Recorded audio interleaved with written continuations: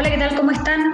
Estamos a 13 de septiembre de 2021, en la previa 18, pero no por eso hay menos noticias.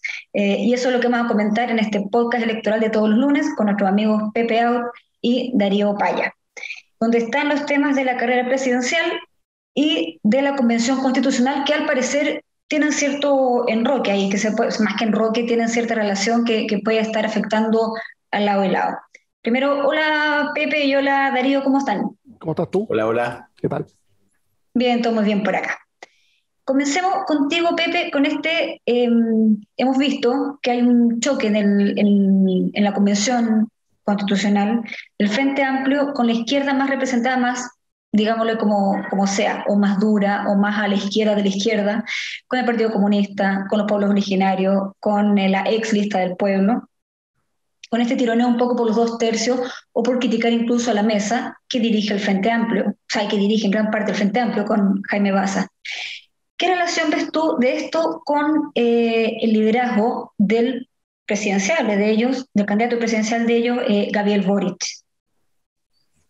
Bueno, primero hay que decir que es evidente que al ocurrir al mismo tiempo la campaña presidencial y el trabajo de la convención, se dejan influir mutuamente. Y lo que pasa en la convención no es indiferente a lo que pasa en la campaña y viceversa también. ¿Ah?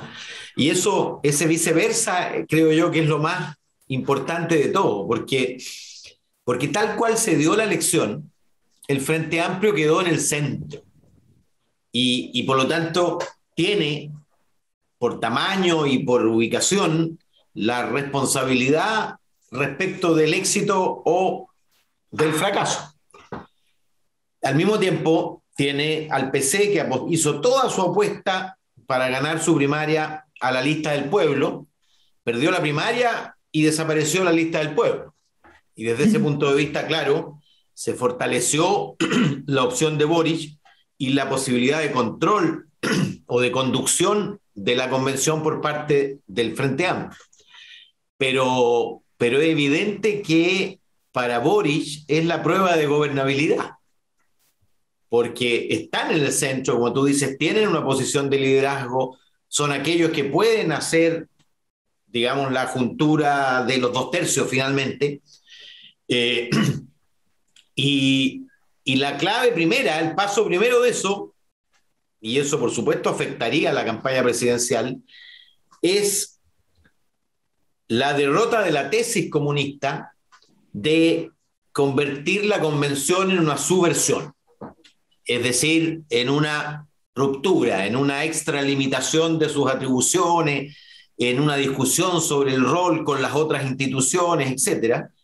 Y eso se traduce en la votación respecto del quórum, porque evidentemente el quórum es el marco constitucional del trabajo de la convención.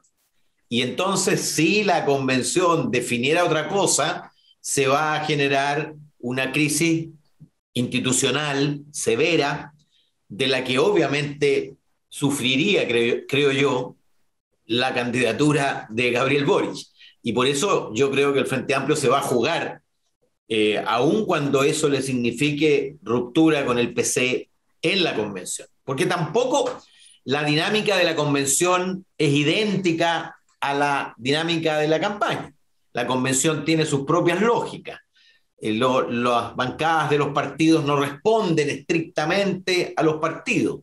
Probablemente las alineaciones presidenciales de los convencionales tampoco responden. No creo que todos aquellos que se están dejando influir por el PC sean partidarios del mismo candidato presidencial que el PC y así por delante. ¿Ah?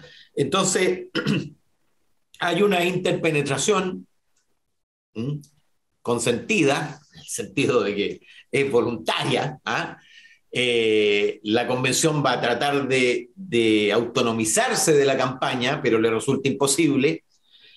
Las candidaturas presidenciales van a tratar de pasar por el lado de los conflictos de la convención, pero también les resulta imposible porque van a tener que pronunciarse y a Boric no le queda otra que el pronunciamiento respecto de la pregunta, por ejemplo, de el quórum para proponer el texto, no le queda otra que suscribir lo que firmó. Es casi como la prueba de la blancura mínima para alguien que aspira a ser presidente de la República, el cumplimiento de su propio compromiso, de su firma. allí donde le puso la firma. Y yo diría que es un riesgo, pero también es una tremenda oportunidad, porque están en una posición muy, muy central el Frente Amplio. Y además tiene a Massa y a Atria, que juegan un rol importante dentro de la convención. Y tú, Darío, ¿cómo ves esto? En el sentido que, claro, que el ideal para ellos es que todo fluya de buena manera, obviamente. Que fluya como se firmó el acuerdo, que fluya los liderazgos del Frente Amplio que son importantes dentro de la convención. Pero ¿qué pasa al revés? O sea, ¿qué pasa si no pasa aquello? Yo creo que en las campañas, digamos, en la vida política, que está siempre lleno de tensiones, lleno de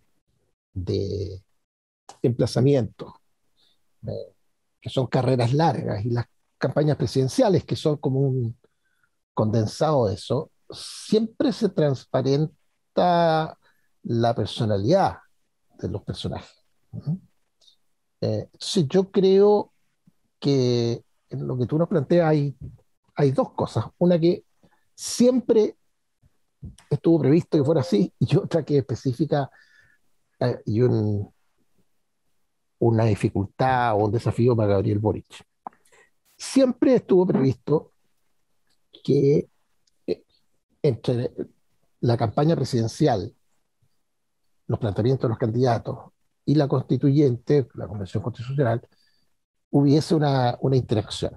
Pero la verdad es que todos nos imaginábamos, primero, que los resultados iban a ser distintos, y probablemente que a esta altura lo que se iba a estar discutiendo era el modelo socioeconómico, algunas instituciones constitucionales muy importantes, eh,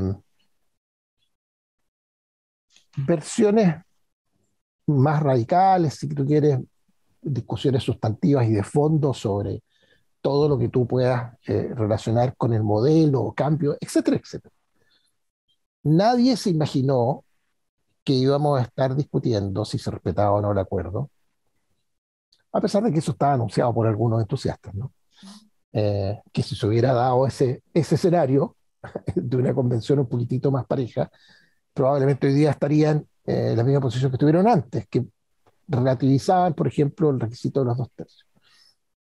Pero nadie, o el país en general, no se imaginó que las discusiones iban a ser como muchas de las que hemos visto en los medios en estos días, en que la gente te pregunta, bueno, pero está en cuestionamiento la identidad nacional, tenemos la misma bandera, mismas cosas, cosas como muy básicas, ¿no?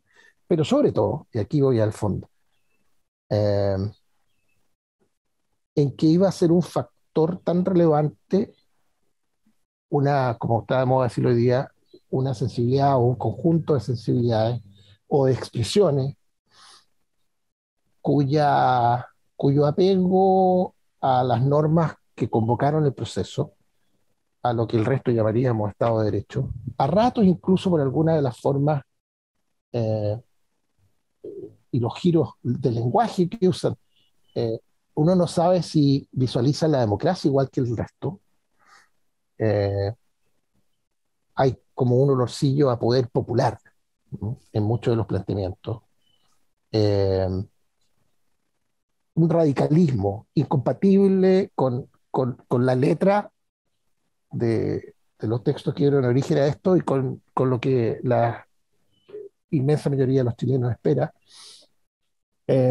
y con las normas básicas de convivencia democrática. Entonces, ¿yo por qué creo que esto es un desafío importante para Gabriel Boric? Porque él tiene, con algunas de esas sensibilidades, ¿eh? Y yo no soy quien para hablar con precisión ni autoridad del tema, pero me acuerdo de muchos episodios de él en que existe siempre esta ambivalencia, ¿no?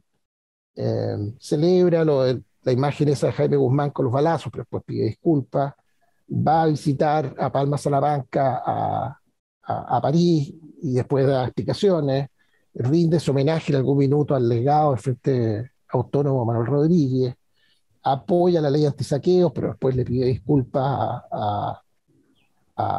en fin, le pide disculpas A la primera línea. a la primera línea, la va a visitar a la cárcel, en fin, tiene esta relación de, uno podría decir superficialmente, de ambigüedad, de veleta, he visto que le sacan a colación eso. Yo no sé si es reflejo de algo más profundo.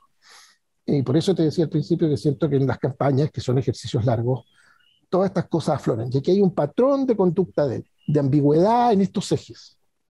De manera que creo que este es un desafío importante para él y que puede tener consecuencias importantes políticas, porque eh, el país espera que esto sea ordenado, que sea pacífico, que sea dentro de ciertos marcos eh, de normalidad.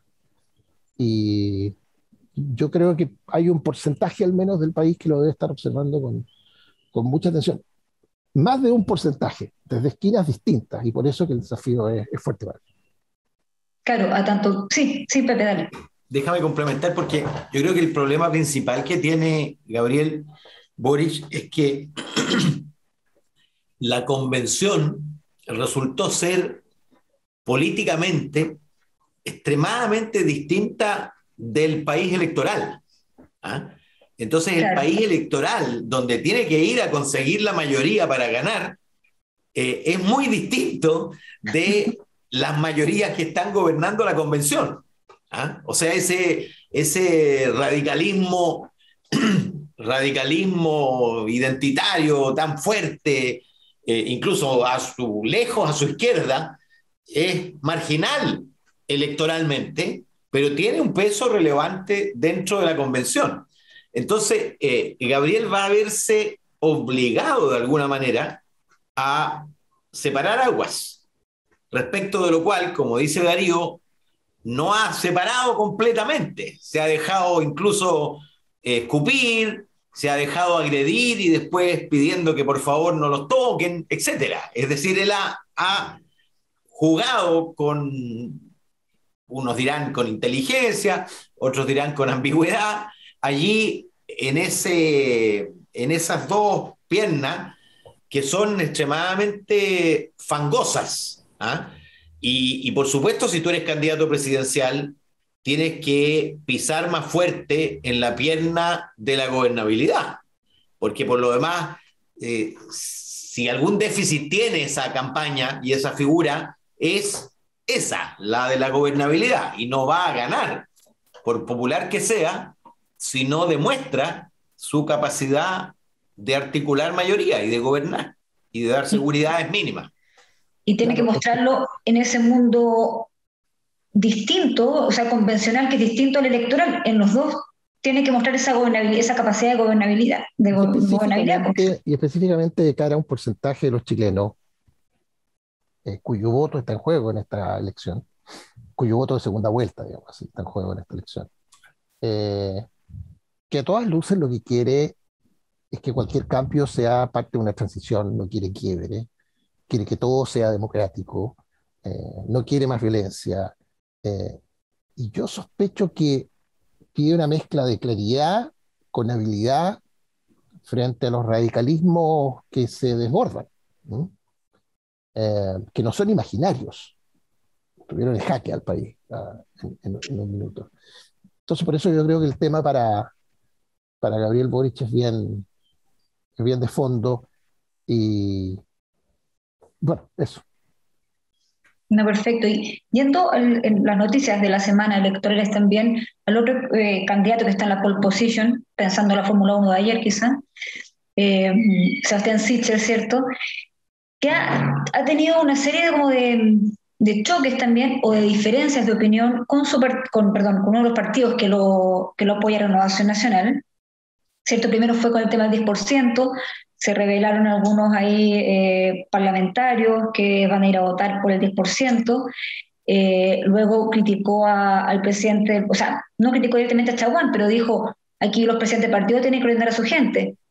Francisco Chaguán como que se enojó ante eso, como que no te metas tú en esto. Ahora hay un candidato, hay un diputado, cierto, que se descuelga y va por apoyar a José Antonio Kast. Y Renovación Nacional lo va a mandar al Tribunal Supremo, si es que ya no lo mandó, perdón, no lo envió. Ahí te pregunto a ti, Darío, ¿qué costos en todo esto le puede llegar a Sebastián Sichel, que ha fundamentado toda su candidatura en el tema independiente, en el tema precisamente de alejarse de los partidos políticos, pero yo creo que lleva días y días en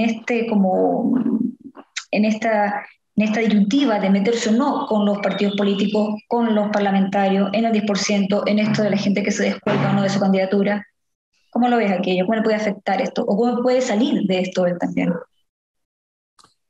Mira, la respuesta a tu pregunta, digamos, de cuáles son los costos, eh, se podrá contestar en el futuro, ¿no?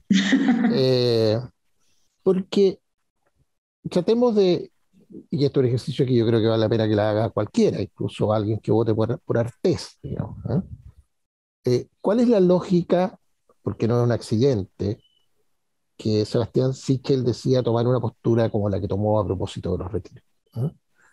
¿Eh? Y alguien puede decir, mira, es un ejercicio que raya para la suma, es ganador o no, por lo contrario, pero claramente le ha marcado una diferencia con los demás candidatos en una cuestión que es importante. O sea, eh, cuando en algún minuto Boric y Jasna Proboste, todos dijeron que el próximo retiro era inconveniente, era malo para el país, era malo para la gente, etcétera, etcétera, etcétera, etcétera, etcétera. Hoy día claramente lo vemos navegando en otra ola, ¿no? Y él decidió marcar una diferencia en eso. Eh, ¿qué, ¿Qué significa eso en los números? No lo sé, pero lo que no cabe ni una duda es que es una señal importante, que no es accidente, que hay un diseño y que probablemente tenga que ver con, esto es pura especulación, pero con atender vacíos de liderazgo que han sido muy manifiestos eh, en los últimos meses y años, ¿no? Eh, yo creo que lo que tú llamabas los descuelgues, desórdenes en los márgenes de los partidos, yo creo que no tienen nada de sorprendente para nadie. Eh, es parte de este mismo ambiente de los últimos meses y años. De manera que yo no creo que ninguna de las dos cosas estén fuera de lo previsible, ni constituyan en sí sorpresas, digamos. Sí vale la pena preguntarse, porque es muy interesante, muy útil que él haya decidido de manera tan frontal, tan directa, marcar una diferencia con los demás candidatos a propósito del tema de los retiros, las pensiones en general, ¿no? Eh, ¿Y tú, Pepe, cómo tú ves esto? Mira, yo creo que hizo bien, que es una buena apuesta que se va a revelar al mediano plazo gananciosa, porque finalmente todos los demás comparten la injustificada eh, empresa de ir a un cuarto retiro. No, y ahora no solo porque sigue, digamos, provocando un retardo en el objetivo nacional de entregar pensiones dignas.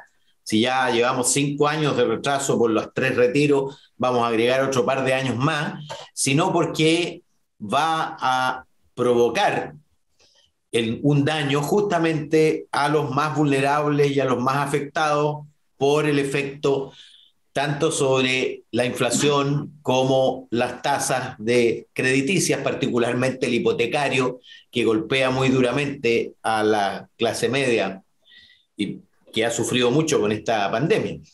Eh, el punto es que él se enfrenta a una coalición que ya había mostrado su debilidad en estas coyunturas, primero, segundo, tercero, y ahora cuarto.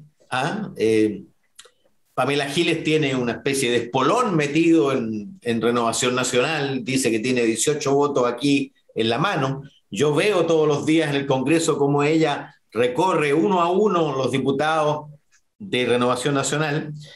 Y está el elemento adicional de que RN tenía un conflicto presidencial porque una parte de sus diputados está alineado con José Antonio Kast desde hace ya rato. Dos de ellos salieron efectivamente. Se habían salido del partido, pero no de la bancada, y finalmente optaron por transparentar, y a mi juicio es lo más adecuado, ¿no? Y se fueron derechamente Jürgensen y Urruticoechea a la lista republicana. Sin embargo, se quedaron otros que yo te lo doy firmado. Al día siguiente, si resultaran electos, se van a sentar en la bancada republicana y no en la bancada de Renovación Nacional.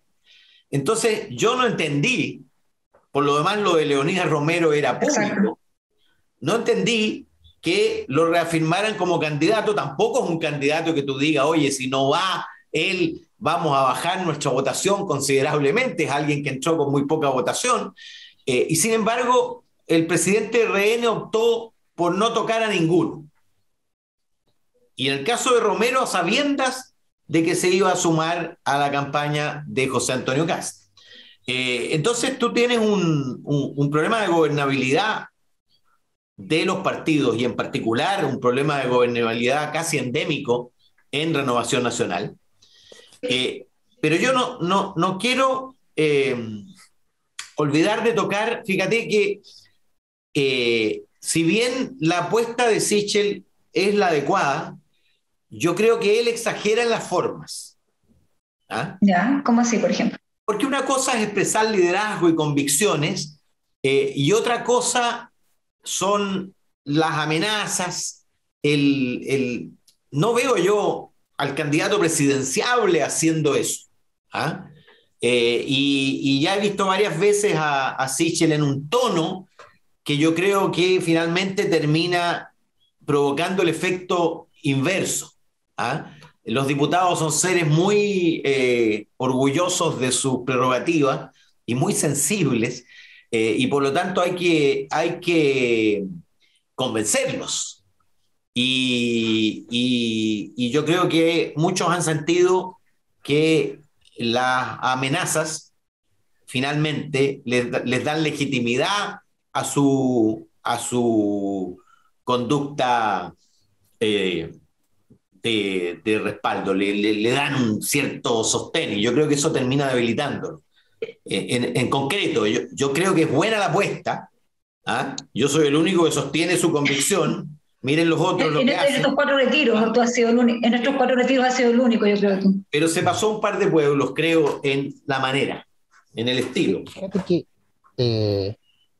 esto último que dice Pepe me hizo pensar en tu primera pregunta, ¿eh? Porque esto que dice Pepe sobre el tono de Sebastián Sichel en este tema, eh, que ha sido parte de la conversación en los últimos días, ¿eh? Como el viejo dicho, no es nada lo que dijo, sino cómo lo dijo, ¿eh? Yo creo que en parte es porque la posición que él ha tomado en sí no solo no es perfectamente entendible, sino que es la que sostenían sus principales competidores hasta hace un mes atrás, ¿eh? Eh, yo creo que, y sorry si suena, tengo claro por qué dice lo que dice Pepe, porque tiene razón, el tono ha llamado la atención. Por otra parte, una manera de no enfrentar el debate de fondo eh, que puede complicar a Boric, qué sé yo, parte por no hablar del tema de fondo, sino que del cómo. Pero fíjate que al final, aquí un gran drama en la política y en las comunicaciones, es cómo comunicarle algo a la gente.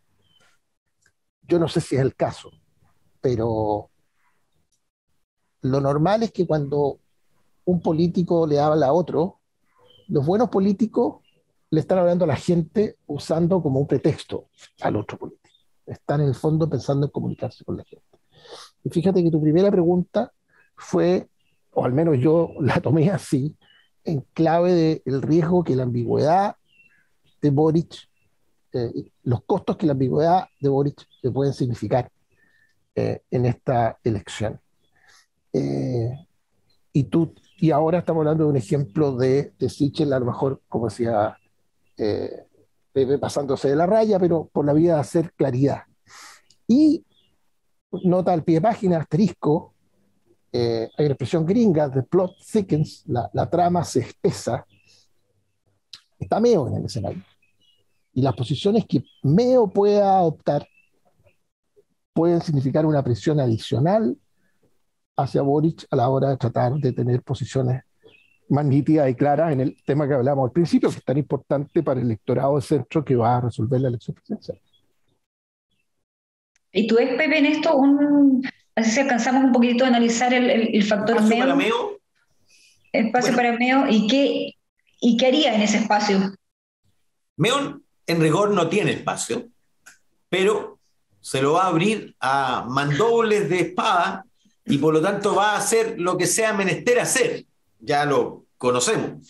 Y por lo tanto, él con toda facilidad se va a subir y conectar con la expresión más radical de la convención. Es decir, se va a Exacto. poner como al final no quedó nada a la izquierda de Boric, salvo un stalinista pro-albanés que siempre anda entre el 0,5% y el 1%.